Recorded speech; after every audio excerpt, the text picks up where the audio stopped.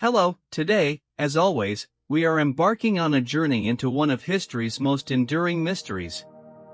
Tonight, our path leads us to a quiet corner of America, a place where ordinary life once moved at a gentle, predictable pace. A place untouched by fame, far removed from chaos, and seemingly unremarkable to the outside world.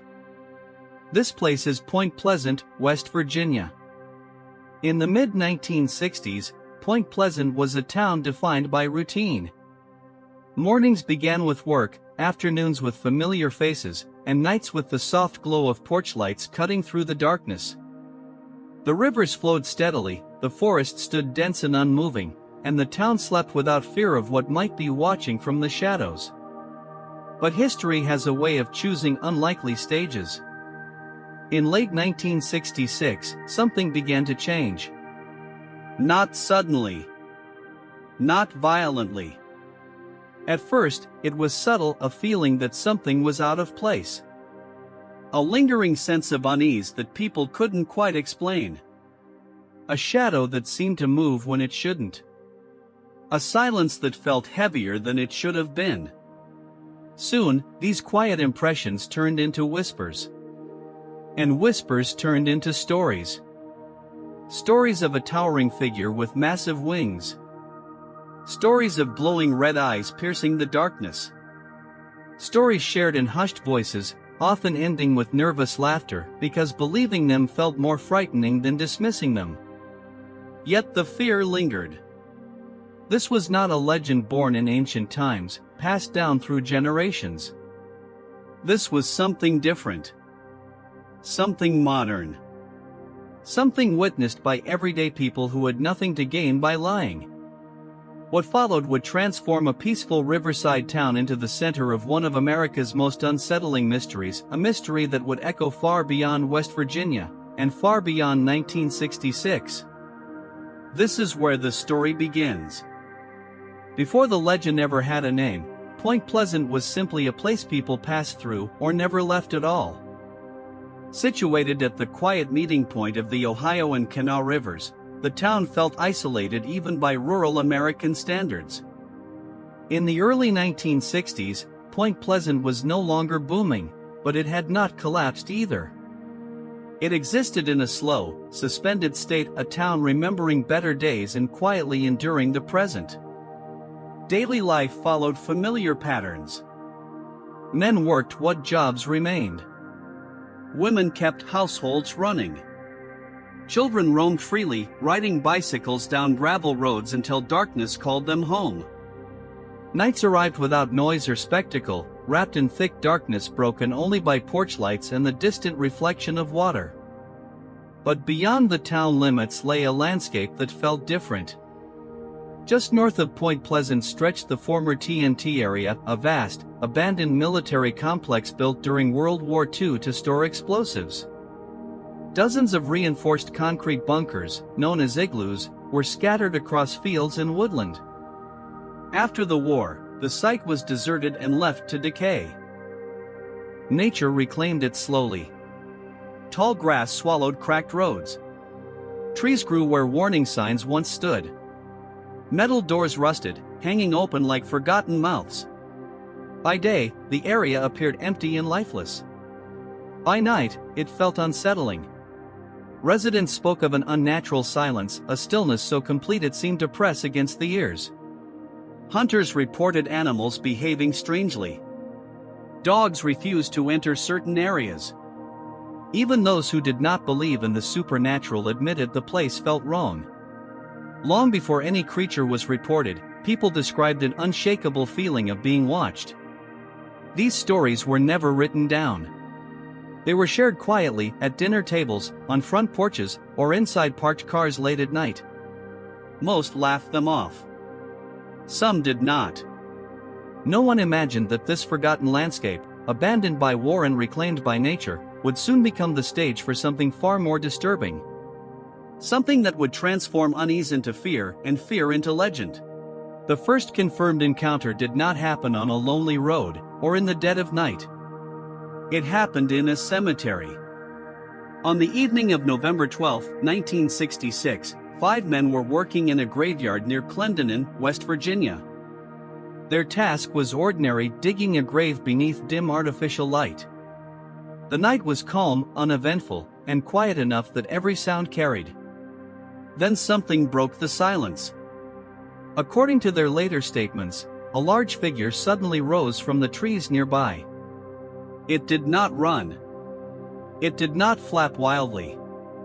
It simply lifted itself into the air with an unnatural smoothness, spreading massive wings before disappearing into the darkness. The men were stunned. They described the figure as humanoid in shape, tall, dark, and winged. No feathers were clearly visible. No sound accompanied its ascent. It was there, and then it was gone. At the time, the story did not cause panic. Strange things happened in rural areas, and most people assumed it was a bird, a trick of the light, or exhaustion playing tricks on the mind. But 3 nights later, everything changed. On November 15th, 2 young couples, Roger and Linda Scarberry, and Steve and Mary Millette, were driving near the abandoned TNT area outside Point Pleasant. As they passed an old power plant, their headlights caught something standing near the building. At first, they thought it was a man. Then they saw its eyes. 2 bright red circles reflected the headlights, glowing with an intensity none of them had ever seen before. The creature unfolded its wings, revealing an enormous wingspan, and moved toward them. Terrified, the couple sped away. What followed would become one of the most famous chase accounts in American folklore. The creature did not run after the car. It flew. Keeping pace with their vehicle at speeds exceeding 100 miles per hour, it glided silently above the road, never flapping its wings, never falling behind. By the time they reached Point Pleasant, the witnesses were shaking, hysterical, and certain of one thing. They had not imagined what they saw. Something real had followed them home. In the hours following the chase near the TNT area, Point Pleasant was no longer a quiet town. Roger and Linda Scarberry, along with Steve and Mary Millette, went straight to the local police station. They were not laughing. They were not exaggerating. Officers later described them as visibly shaken, pale, trembling, struggling to explain what they had seen. Again and again, the same detail surfaced. The eyes. Witnesses described them as large, circular, and glowing red, not like reflections, not like animal eyes, but something brighter, more deliberate. The kind of gaze that feels aware. Watching. Police officers accompanied the couples back to the TNT area that same night. Flashlights cut through the darkness as they searched the abandoned buildings and surrounding woods. Nothing was found. But the fear did not fade. Over the following days, more reports emerged. Residents claimed to see a tall figure standing on hillsides, perched on rooftops, or hovering near roads late at night. Some described massive wings folded against a humanoid body.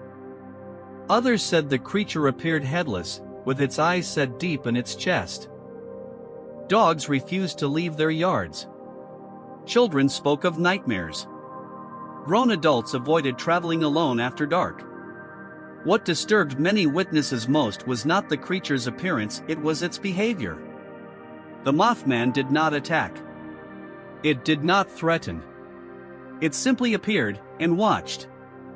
Several people reported an overwhelming sense of dread in its presence, a paralyzing fear that lingered long after the encounter ended. Some claimed they felt physically ill afterward. Others described recurring dreams of red eyes in the darkness. Skeptics suggested mass hysteria, stress, or misidentified wildlife. But for those who had seen it, these explanations felt hollow. They had seen something intelligent. Something that did not belong. And as reports continued to spread beyond Point Pleasant, one question began to echo through the Ohio Valley. Why was it here? By late November of 1966, the sightings were no longer isolated incidents. What had begun as a handful of shocking encounters quickly grew into a steady stream of reports spreading across Point Pleasant and the surrounding Ohio Valley. Each new story carried familiar details: massive wings, a towering shape, and those unmistakable red eyes glowing in the dark. Residents reported seeing the creature standing motionless at the edge of roads, watching passing cars without moving a muscle. Others claimed it appeared on rooftops, silhouetted against the night sky, wings folded tightly against its body like a cloak. Some encounters were brief, a few seconds of eye contact before the figure vanished. Others lasted far longer, leaving witnesses frozen in place, unsure whether to flee or simply stare back. The local police department was overwhelmed. Officers logged reports night after night, often responding to calls that ended with nothing found. No footprints. No feathers. No physical evidence of any kind. Still, the fear was undeniable. Word spread quickly beyond town limits. Newspapers from across West Virginia and Ohio picked up the story, sensational headlines describing a man-sized bird or a winged terror. Reporters arrived, eager for interviews. Suddenly, Point Pleasant was no longer anonymous. With attention came speculation. Some believed the creature was an unknown species, a massive bird displaced by environmental changes. Others suggested it was a government experiment escaped from nearby military facilities. UFO researchers began connecting the sightings to unexplained light seen in the sky. But for the people living there, these theories offered little comfort. What troubled many witnesses most was the timing. The Mothman did not appear randomly. Sightings clustered around certain areas, certain nights, certain people. And always, the same feeling followed. A deep, lingering sense of dread, as if something terrible was approaching. By the end of 1966, Point Pleasant was no longer asking whether the creature existed. They were asking what it wanted. As sightings of the Mothman intensified, Point Pleasant began to attract a different kind of attention. Not just from reporters, but from strangers. Residents started noticing unfamiliar men asking unusual questions. They appeared suddenly, often unannounced, claiming to be journalists or government officials. Yet something about them felt off. Their clothes were outdated, their behavior awkward, and their questions oddly specific. They asked about the creature. They asked about lights in the sky. And sometimes, they asked questions that made no sense at all. Several witnesses later claimed these men struggled with basic human interactions. They stared too long, spoke too slowly, occasionally repeated questions as if rehearsed. And just as suddenly as they appeared, they vanished. At the same time, reports of unidentified flying objects increased across the Ohio Valley. Bright lights were seen hovering silently above fields. Objects were reported moving at impossible speeds, stopping mid-air before accelerating out of sight. Some witnesses experienced both phenomena, Mothman sightings and UFO encounters, within days of each other. Then there was Indrid Cold. In one of the most unsettling encounters, a local man named Woodrow Derenberger claimed he was stopped on a rural highway by a strange craft. From it emerged a smiling man with dark hair and an unsettling calm. The man introduced himself as Indrid Cold. According to Derenberger, Cold spoke telepathically. He claimed to come from a place called Lanulos. He asked questions about human society, emotions, and technology, as if learning how people lived. What terrified Derenberger most was not what Cold said. It was how normal he tried to appear. As stories of Indrid Cold spread, many began to wonder if the Mothman was not an isolated creature, but part of something larger. A surveillance. A visitation. A presence observing humanity from the shadows. Point Pleasant was no longer dealing with a single mystery. It was facing an invasion of the unknown. By early December of 1966, fear in Point Pleasant was no longer tied only to sightings. It had become something deeper. Something psychological. Even residents who had never seen the Mothman firsthand began to feel its presence. People spoke of a constant sense of tension, as if the air itself had changed. Normal sounds at night felt louder. Ordinary shadows felt heavier. Sleep became difficult. Many reported vivid nightmares. Dreams of falling. Dreams of red eyes staring from the darkness. Dreams of bridges collapsing, of water rising, of something terrible about to happen. Children woke up screaming. Adults avoided traveling alone. Churches saw increased attendance as people searched for comfort in familiar rituals. Conversations in diners and living rooms always returned to the same question. What does it mean? Several witnesses described an overwhelming sense of dread during their encounters, a fear far stronger than what the creature's appearance alone should have caused. Some said they felt physically weak, nauseous, or disoriented afterward. Others reported headaches, anxiety, or an inability to concentrate for days. Psychologists would later suggest stress, suggestion, and collective anxiety as explanations. But for those living through it, the fear felt too specific. Too focused. Too intentional. The Mothman did not behave like a predator. It did not chase people randomly. It did not attack livestock. It did not leave behind destruction. Instead, it appeared, and then vanished. Almost as if it were waiting. Rumors began to circulate that the creature was not a threat, but a warning.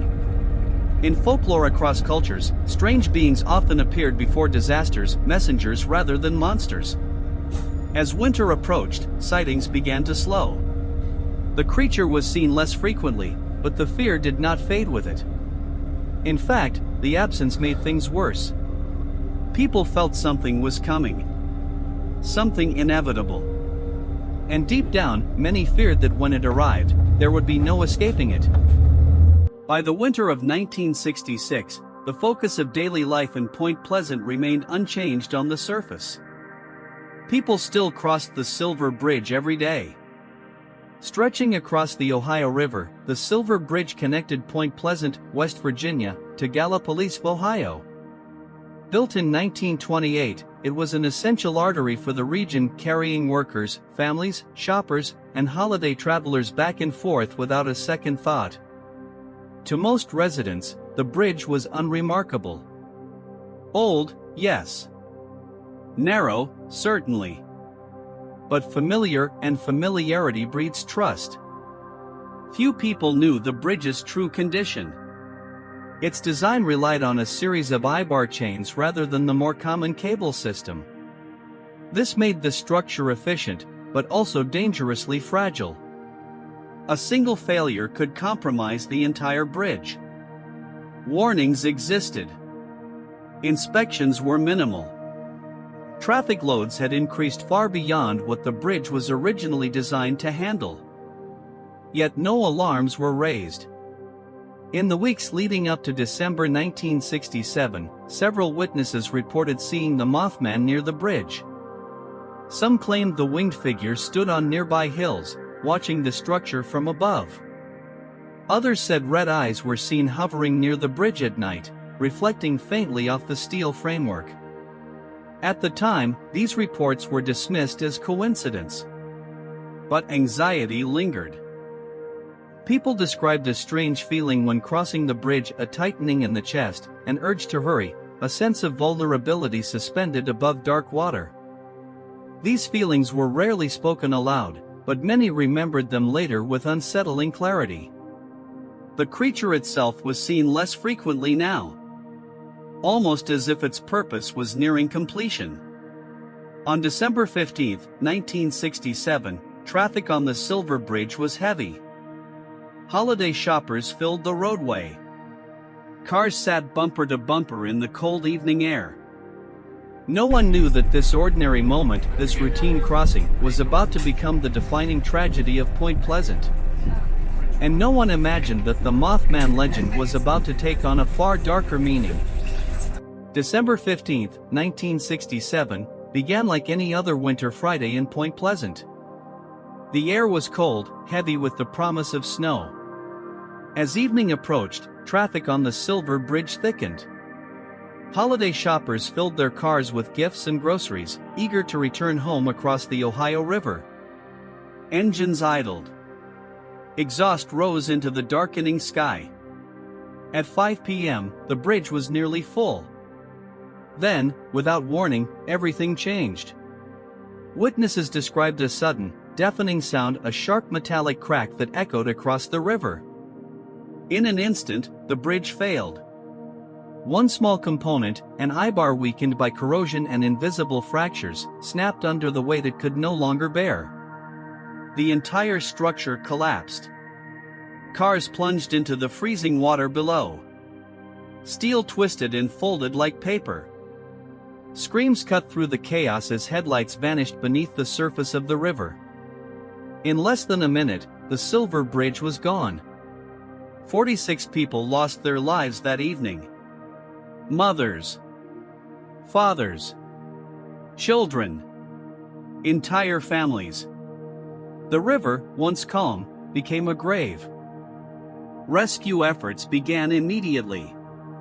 Police, firefighters, and volunteers rushed to the scene, pulling survivors from the water in near-total darkness. Some clung to debris. Others were trapped inside submerged vehicles, unreachable beneath the wreckage. Silence followed the screams. A heavy, unnatural silence broken only by sirens and the sound of rushing water. In the days that followed, Point Pleasant was transformed by grief. The town mourned together. Funerals filled churches. Flags were lowered. Streets once defined by quiet routine now carried the weight of loss. And then, something unsettling became impossible to ignore. The Mothman sightings stopped. Completely. No more red eyes. No more winged silhouette. No more presence in the night. For many, the timing felt too precise to dismiss. Had the creature been a warning? A messenger? Or merely a coincidence woven into tragedy? The bridge collapse marked the end of the sightings, but the beginning of a far deeper mystery. In the days following the collapse of the Silver Bridge, Point Pleasant entered a period of collective mourning unlike anything it had ever known. The town moved slowly. Conversations were hushed. Storefronts closed early. Churches filled with grieving families searching for words that could make sense of the unimaginable loss. 46 lives were gone, not to war, not to illness, but to a sudden failure that no one had seen coming. And yet, many believed someone or something had tried to warn them. As investigators examined the wreckage, engineers concluded the collapse was caused by a single structural failure. A microscopic crack. A hidden weakness. A tragedy born of design flaws in time. From a scientific perspective, the case was closed. But emotionally, it was just beginning. Residents began to look backward, re-examining the months leading up to the disaster. The sightings. The dread. The dreams. The creature watching silently from hills and rooftops. And most unsettling of all, the sudden disappearance of the Mothman after the bridge fell. To many, this was no coincidence.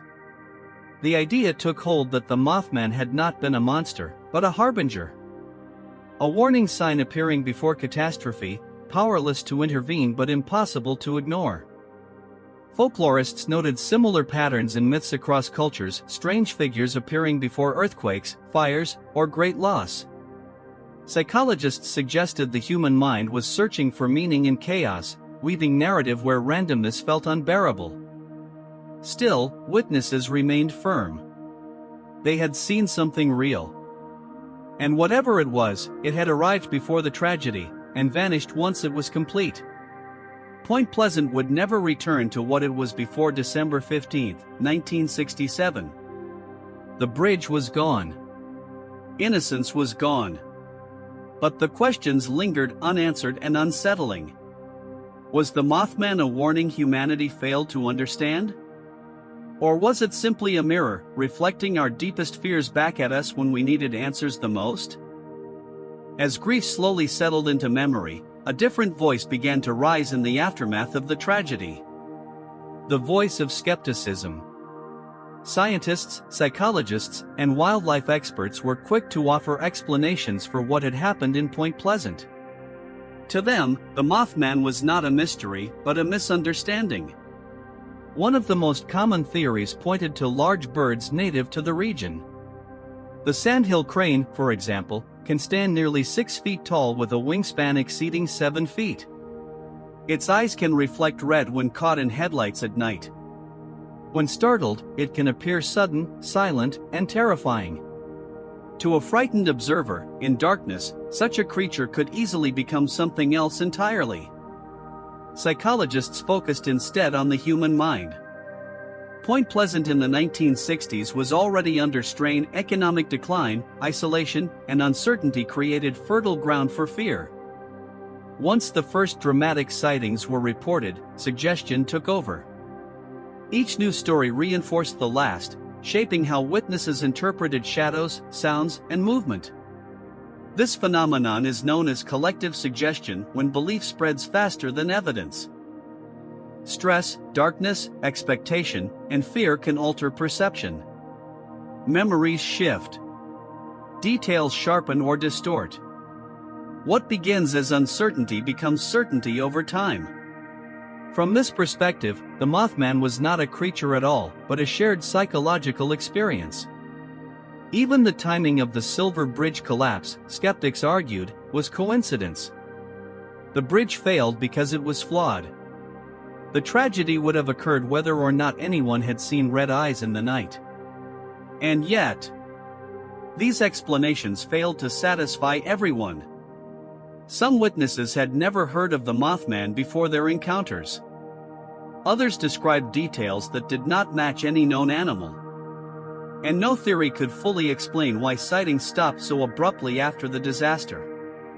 Science provided answers, but not closure. Because not every question is about what happened. Some are about how it felt. And in Point Pleasant, the feeling of being watched, of being warned, refused to disappear. Long before the name Mothman was ever spoken, humanity had been telling stories like this for centuries. Across cultures and continents, legends describe strange figures that appear before great tragedy. They are not always violent. Often, they do not speak. They arrive quietly, observe, and vanish, leaving fear, confusion, and questions behind. In Celtic folklore, the banshee was said to appear before death, not as a cause, but as a warning. In parts of Eastern Europe, shadowy winged beings were believed to signal disaster. Even in ancient Rome, historians wrote of unnatural creatures seen in the skies before fires, wars, and collapses. The Mothman fit this pattern disturbingly well. It did not attack. It did not destroy.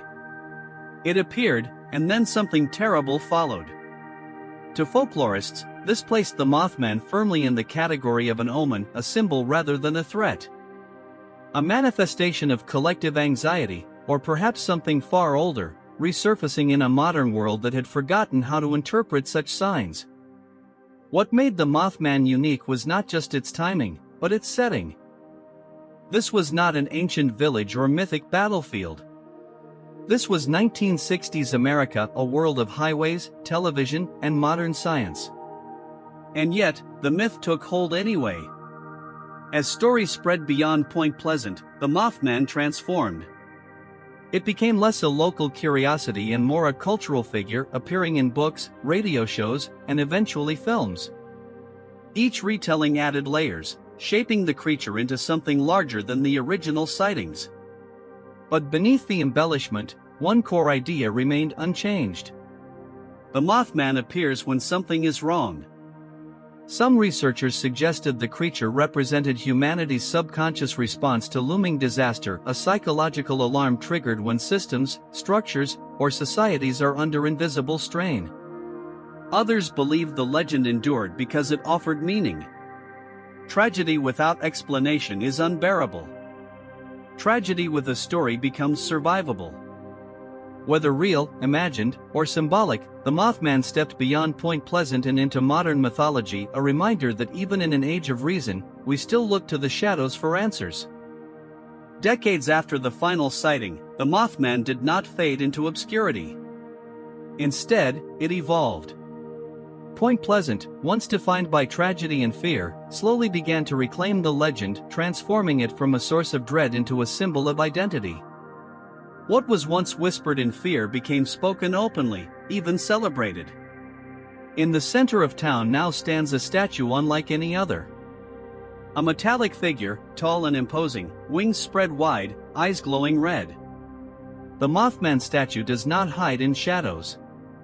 It stands proudly, unapologetically, inviting visitors to confront the mystery face to face. Each year, thousands travel to Point Pleasant for the Mothman Festival. Streets fill with music, vendors, lectures, and art.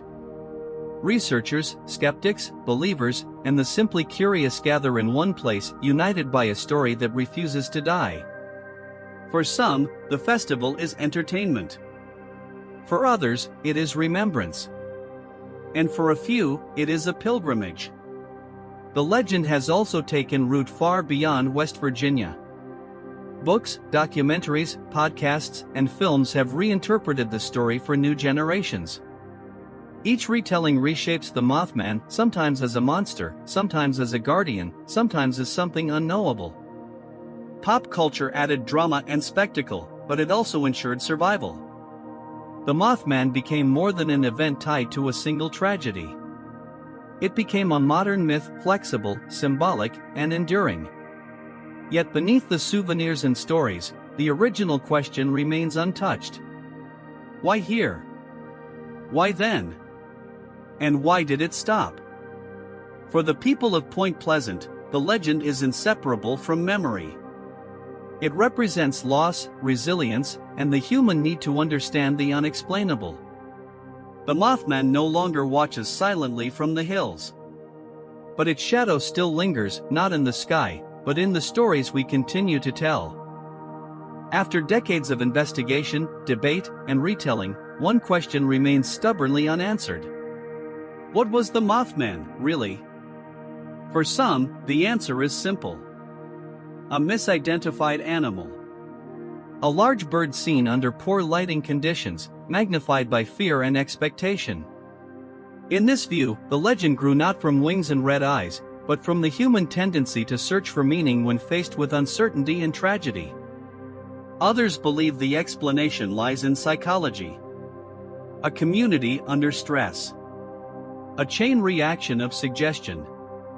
One dramatic sighting influencing the next, until imagination and memory blurred together. In this interpretation, the Mothman was never a creature, it was a shared experience, shaped by fear and reinforced by coincidence. But there are those who find these answers insufficient. Too many witnesses. Too many consistent details.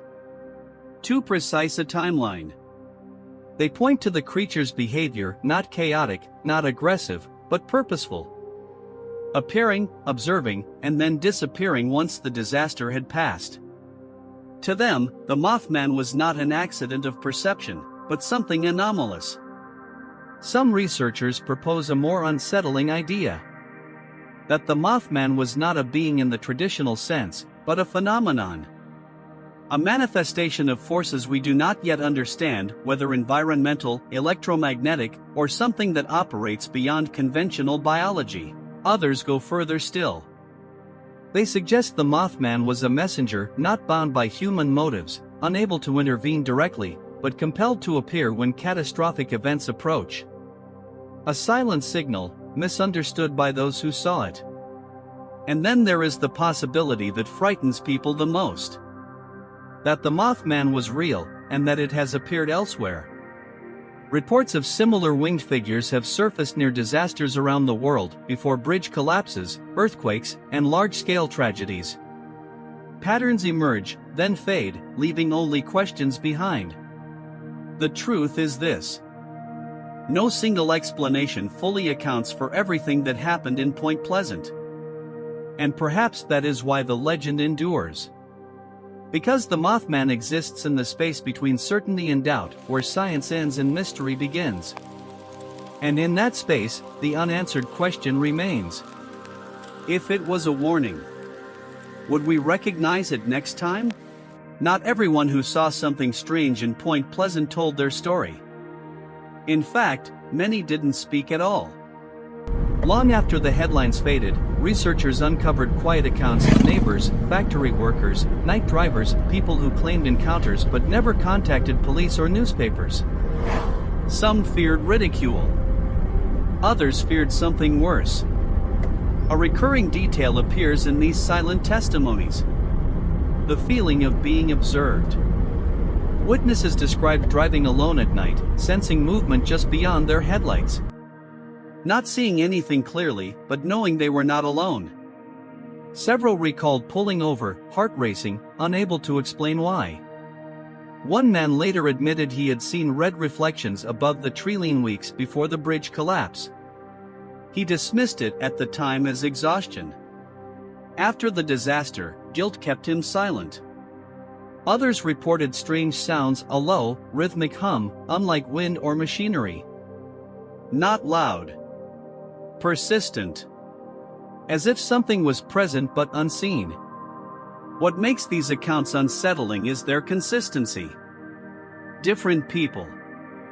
Different locations. Same sensations. Researchers suggest these witnesses may have experienced the same phenomenon as the original reporters, but without the language to describe it.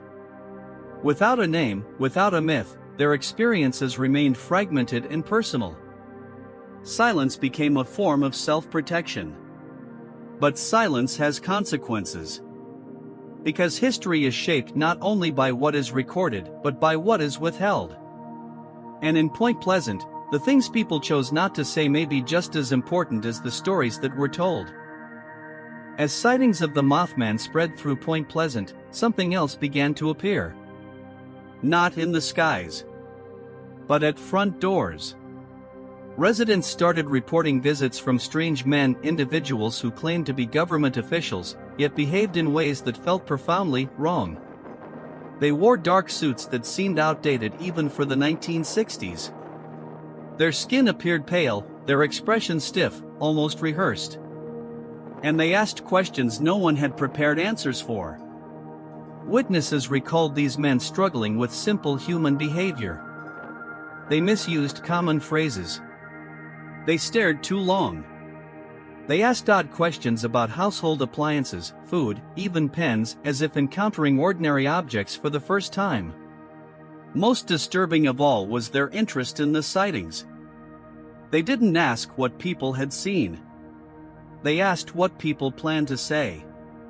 Some residents were warned directly, told not to speak about the Mothman, not to contact newspapers, not to discuss their experiences with neighbors. Others felt the message was implicit, silence was expected. One woman later described the visit as deeply unsettling, saying she felt less threatened than studied. These men were not unique to Point Pleasant. Similar figures had been reported near UFO sightings across the United States for years. The descriptions matched almost perfectly. The same blank expressions. The same mechanical speech. The same unnerving presence. Researchers would later group these encounters under a name already circulating in whispers: the Men in Black. Skeptics argue these were simply government agents attempting to control hysteria during a tense period of the Cold War. Strange behavior could be explained by stress, secrecy, and fear. But that explanation falters when confronted with the details. Why the lack of basic social understanding? Why the identical descriptions across unrelated locations? And why did the visit stop the moment the sightings ended? Those who experienced these encounters insist on one thing: whatever these men were, they were not there to help. they were there to contain something. And for many in Point Pleasant, the presence of the men in black made the Mothman feel less like a myth and more like a problem someone didn't want solved. While fear took shape on the ground, something else was unfolding above Point Pleasant. The sky itself was changing. During the same months as the Mothman sightings, residents began reporting strange aerial phenomena. Unidentified lights. Silent objects. Movements that defied conventional aircraft behavior. At first, these reports were dismissed, the product of imagination or misidentified planes. But the pattern refused to disappear. Witnesses described glowing orbs hovering silently over fields and hills. Some moved slowly, deliberately, before accelerating at impossible speeds. Others pulsed rhythmically, changing color red, white, then vanishing entirely. Most unsettling was the silence. No engines. No wind disturbance. Just motion. Several witnesses reported seeing these lights immediately before or after Mothman encounters. In some cases, the creature appeared to be observing the sky, its head tilted upward, wings partially spread, as if reacting to something unseen. This connection raised disturbing questions. Was the Mothman connected to the aerial phenomena? Or were both symptoms of something larger? Local police logs from the period include multiple references to unidentified flying lights, often occurring late at night near TNT storage areas outside town. These locations were already associated with electromagnetic anomalies, further complicating the picture. Skeptics argue these sightings were military tests. The Cold War was at its height, and secret aircraft were being developed across the United States. Point Pleasant's proximity to sensitive facilities made it a plausible testing zone. But that explanation does not account for everything. Military aircraft make noise. They follow patterns. They do not hover silently, then vanish. Researchers began to consider the possibility that the Mothman was not a lone phenomenon, but part of a cluster of anomalies. A convergence of environmental, psychological, and possibly non-human factors. To those who witnessed the lights, the fear was different from the creature itself. The Mothman felt close. The lights felt distant, but vast. And together, they painted a picture of a town briefly caught beneath something it could not understand, or escape. To understand why so many strange events converged in Point Pleasant, investigators eventually focused on a place locals had long avoided. The TNT area. Once a World War II munitions complex, the site was abandoned but never truly dormant. Buried bunkers, decaying concrete domes, and contaminated soil created a landscape that felt raw, quiet, unstable, and heavy with history. It was here that many Mothman sightings occurred. Witnesses described the creature emerging from the shadows between the old storage domes, moving with unnatural speed across uneven terrain. Others reported sudden waves of nausea, dizziness, and confusion while driving through the area at night. Researchers began to suspect something more than coincidence. The TNT area was known to have elevated levels of electromagnetic activity. Decades of chemical storage and munitions disposal had altered the ground itself. Fault lines beneath the region added further instability. Electromagnetic fields can affect human perception. They can cause anxiety, hallucinations, distorted vision, and the powerful sensation of being watched. In extreme cases, they can create vivid experiences that feel entirely real. This raised a chilling possibility. What if the Mothman wasn't a single physical entity, but a perception shaped by environmental forces? Some scientists proposed that unusual electromagnetic conditions could trigger similar experiences across different people, explaining the consistency of sightings without requiring a biological creature. But once again, the theory only explained part of the puzzle. Because not everyone who entered the TNT area experienced fear. Some reported a strange calm. Others felt compelled to return again and again, despite knowing it disturbed them. And then there were the lights. Strange aerial phenomena were repeatedly observed hovering above the bunkers. Instruments brought by amateur researchers malfunctioned. Cameras failed. Compasses spun. The land itself seemed unstable. To locals, the TNT area was not just contaminated ground. It was a place where the rules felt different. Whether the Mothman was born of the environment, attracted to it, or merely revealed by it, the connection was undeniable. When the area was eventually restricted and activity declined, sightings decreased as well. The question remained unanswered. Did the TNT area create the legend? Or did it reveal something that was already there? As researchers widened their scope, an unsettling realization emerged. Point Pleasant was not unique. Across different countries, cultures, and decades, reports surfaced of winged or shadowy figures appearing shortly before catastrophe. These entities were described differently, named differently, yet their behavior followed a familiar pattern. They appeared briefly. They did not communicate clearly. And they vanished before disaster struck. In Germany, during the early 20th century, witnesses spoke of dark winged shapes seen over bridges in industrial zones before deadly accidents. In Japan, folklore tells of silent watchers appearing near coastlines before tsunamis. In parts of Latin America, large humanoid figures with glowing eyes were reported prior to earthquakes and mass casualties. The details varied. The timing did not. Researchers began cataloging these cases, noting eerie similarities, proximity to infrastructure failures, increased sightings in areas with environmental instability, and a sudden disappearance of reports once the event had passed. This raised a disturbing hypothesis.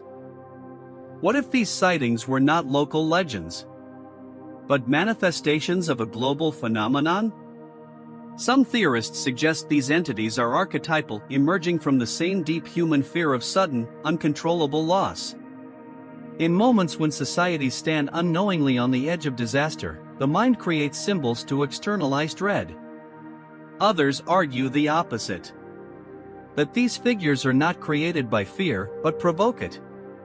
They point to cases where witnesses had no prior cultural framework for what they saw, yet described near-identical beings. Wings. Height. Glowing eyes. Silence. Coincidence becomes harder to accept when patterns repeat across continents. Modern databases of anomalous sightings reveal clusters forming before major events: earthquakes, collapses, explosions. The data is incomplete, controversial, and fiercely debated.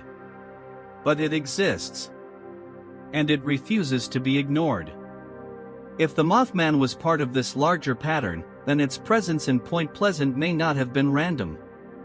It may have been one note in a much older, much wider warning system, one humanity does not yet understand. Or perhaps, refuses to acknowledge. Because if these figures truly appear before disaster, the most frightening question is not what they are. It is why we never listen. When conventional explanations begin to fail, researchers often turn toward ideas that challenge the very structure of reality. This is where the Mothman legend becomes truly unsettling.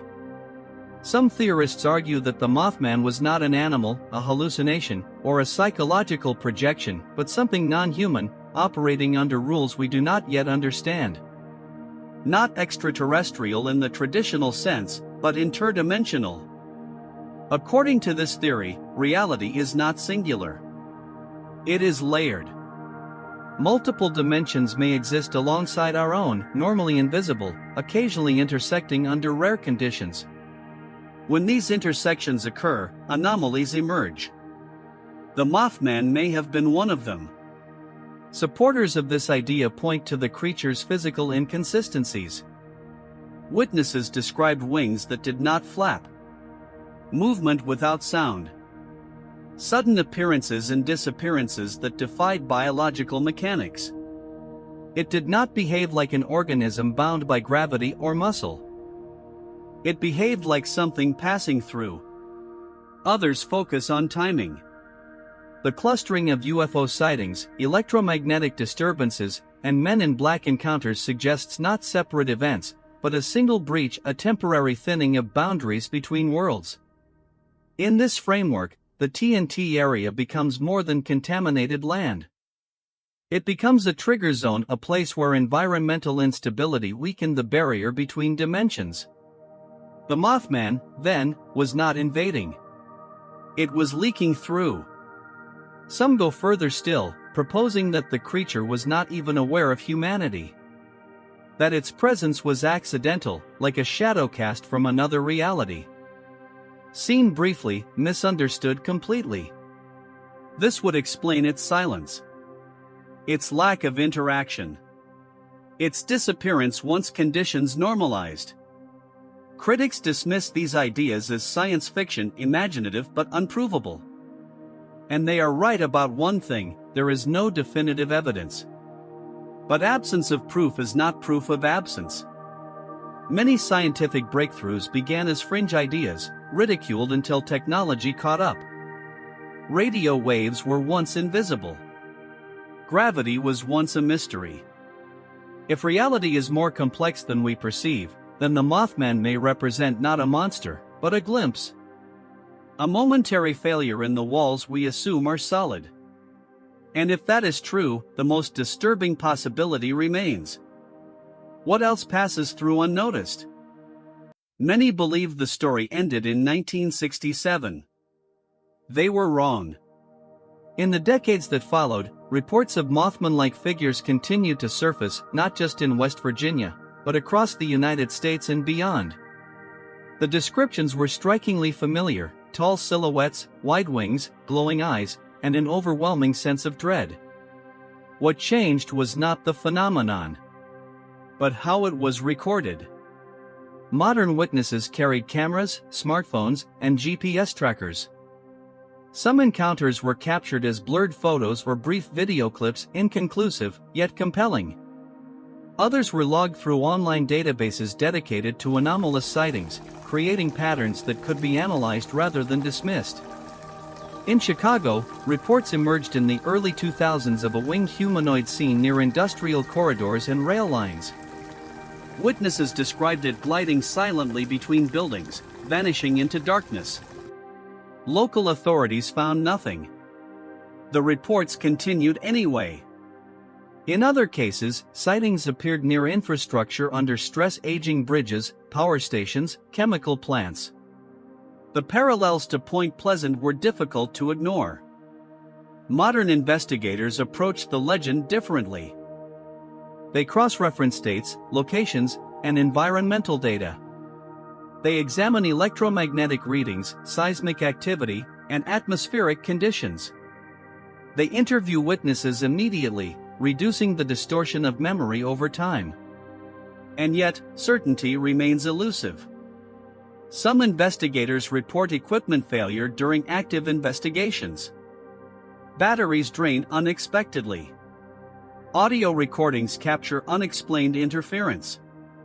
These issues are often dismissed as technical errors, but their consistency raises questions. Skeptics argue the internet itself is responsible. Once a legend exists, people frame experiences through it. A large bird becomes a cryptid. A shadow becomes a story. But that explanation struggles with one detail. Many modern witnesses report encounters before learning about the Mothman. They search for explanations afterward. The legend, it seems, does not only move forward in time. It echoes. Today, Point Pleasant embraces the mystery, but researchers remain cautious. They are not looking for monsters. They are looking for patterns, the same patterns that once went unnoticed in the 1960s. Because if the Mothman is more than a story, then the question is no longer historical. It is ongoing. And the investigation is far from over. At the heart of the Mothman legend lies a question far more unsettling than the creature itself. Was it a warning? Or was it meaningless terror? Those who believe the Mothman served as a warning point to the timeline. The majority of sightings occurred in the months leading up to the Silver Bridge collapse. Then, almost immediately afterward, they stopped. To them, this is not coincidence. The Mothman did not attack. It did not interfere. It appeared repeatedly as if drawing attention. But attention to what? Supporters of the warning theory suggest the Mothman functioned like a biological or environmental alarm. Just as animals sense earthquakes before they happen, perhaps this entity perceived structural failure, energetic instability, or impending catastrophe. It did not cause the disaster. It reacted to it before humans could. In this view, the tragedy was not inevitable. It was misunderstood. The problem was not the presence of the Mothman, but the absence of interpretation. Skeptics argue the opposite. They say humans are pattern-seeking by nature. When tragedy occurs, we search backward for meaning. Random events become narratives. Coincidence transforms into intention. From this perspective, the Mothman was an accidental symbol, a story grafted onto disaster after the fact. If the bridge had not collapsed, the sightings would have faded into obscurity. The legend exists only because tragedy followed. But this explanation leaves an uncomfortable gap. Why did the sightings cluster so tightly in time and place? Why did so many witnesses describe similar features? And why did fear escalate as the disaster approached? These questions resist simple answers. Perhaps the truth exists between extremes. The Mothman may not have been a conscious messenger. But it may not have been random either. It could have been a byproduct, a visible side effect of invisible processes. A sign, not of fate, but of imbalance. And if that is the case, then the Mothman forces us to confront something deeper. How many warnings do we miss because they do not speak our language? How many signals do we ignore because they arrive wrapped in fear rather than data? The legend endures not because we believe, but because we are unsure. Every generation creates its own monsters. Not because it wants to be afraid, but because fear is how we explain what we cannot control. Legends like the Mothman do not emerge in times of peace and certainty. They surface during moments of instability, when systems feel fragile and the future feels uncertain. In Point Pleasant, the 1960s brought economic strain, aging infrastructure, and a growing sense that something was quietly failing beneath the surface. The Mothman gave shape to that unease. Psychologists argue that legends function as emotional containers. They allow communities to externalize anxiety, turning abstract danger into something visible, something that can be discussed, shared, and remembered. A bridge collapsing without warning is meaningless terror. A bridge collapse preceded by a watcher in the dark becomes a story. And stories help us survive. They create order where none exists. They turn chaos into narrative. They give loss a frame. This does not mean the legend is false. It means it is functional. The Mothman became a vessel carrying grief, guilt, and unanswered questions. For survivors, the idea of a warning figure offered comfort. It suggested the disaster was not entirely random. That something, somewhere, noticed. In this way, the Mothman is less about wings and red eyes, and more about memory. Sociologists note that legends endure when they adapt. The Mothman survived because it moved beyond Point Pleasant. It absorbed new meanings, environmental warning, government secrecy, interdimensional anomaly, reflecting the fears of each era that encountered it. The creature changed because we changed. And yet, the core remains the same. A silent observer. A looming sense of too late. A question left unanswered. In a world dominated by data and technology, legends persist because they address what statistics cannot. They speak to intuition, to dread, to the feeling that not everything important can be measured. The Mothman reminds us that mystery is not a failure of knowledge, it is a boundary. And standing at that boundary, humans have always told stories. Not to escape reality, but to endure it. When all the theories are laid out, when the witnesses have spoken, and when the data has been examined again and again, one truth remains unchanged. The Mothman refuses to be solved. Not because we lack intelligence.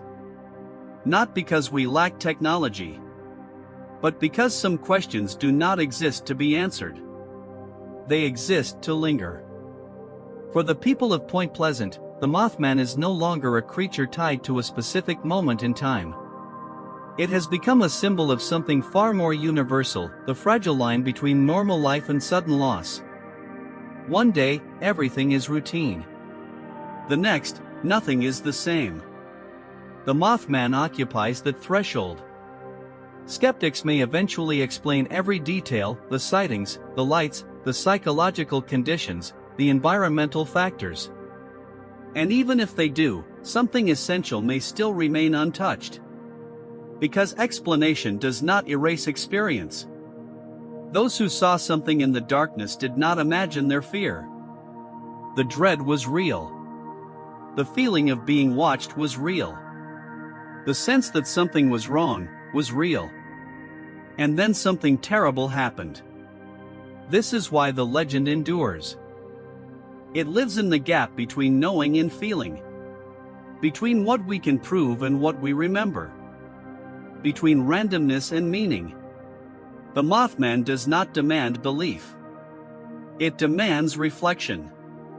It asks us to consider how vulnerable our structures are, not just bridges and buildings, but the assumptions we live by. That the systems we trust may fail quietly, without warning, while we look elsewhere for monsters. Perhaps the greatest irony of the legend is this. We searched the skies for danger, while the real threat stood beneath our feet. Or perhaps the warning was never about the bridge at all. Perhaps it was about attention. About listening when something feels wrong. About questioning certainty. About respecting the signals we don't yet understand. The Mothman remains unanswered not because it is unknowable, but because it reflects us. Our fear. Our hope. Our need to believe that tragedy is not meaningless. And as long as disasters arrive without explanation, legends like the Mothman will continue to stand in the shadows, watching, waiting, unresolved. Hello, today, as always, we are embarking on a journey into one of history's most enduring mysteries. And now, we arrive at its end. Or perhaps, its pause. The Mothman was never just a creature seen in the night. It was never only red eyes, wings, or shadows moving through fog. It was a moment in time when certainty failed, and something unknown stepped into the space it left behind. In Point Pleasant, people did not ask for a legend. They experienced one. A bridge collapsed. Lives were lost. And before that moment, something strange appeared, something that did not fit into logic, biology, or comfort. Whether the Mothman was a warning, a coincidence, or a reflection of collective fear may never be fully known. But the impact is undeniable. The legend endured because it asked a question humanity still struggles to answer. How do we live with the idea that disaster can arrive without reason? Some choose science. Some choose faith. Some choose stories. And stories, when told carefully, do more than entertain. They preserve memory. They remind us that behind every mystery are real people, real fear, and real loss. Perhaps the Mothman was never meant to be understood. Perhaps it exists to remind us that not everything important announces itself clearly. That warnings may come disguised as confusion. That danger does not always roar, sometimes it watches silently. And maybe the most unsettling truth of all is this. If something like the Mothman appeared today, would we recognize it? Or would we dismiss it as noise, illusion, or fiction? Legends do not survive because they are proven. They survive because they resonate. And the Mothman still resonates. Not in the skies above Point Pleasant. but in the quiet moment when something feels wrong, and we cannot explain why. As long as that feeling exists, as long as questions outlive answers, the shadow of the Mothman will remain. Watching. Waiting.